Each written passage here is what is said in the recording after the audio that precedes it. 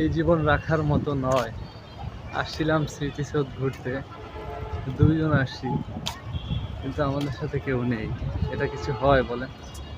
এটা কিছুতেই মানা যাচ্ছে না, মানার মতোও না। কারণ আসছি ফার্স্ট টাইম ঘুরতে, ঘুরতে এসে বসছি, কিন্তু আমাদের সাথে কেউ নেই। এটা এটা যদি পাইছি দুইজন, কিন্তু কি বলবো, কমার্শিয়াল স্পেস।